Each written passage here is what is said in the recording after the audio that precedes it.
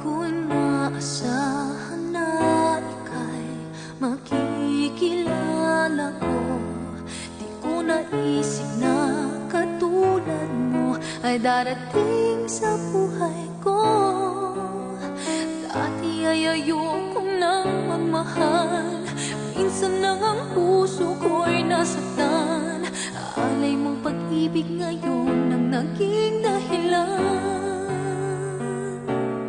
upang muli ay magmahal, upang muli maramdaman ang tunay na pag-ibig at pagmamahal.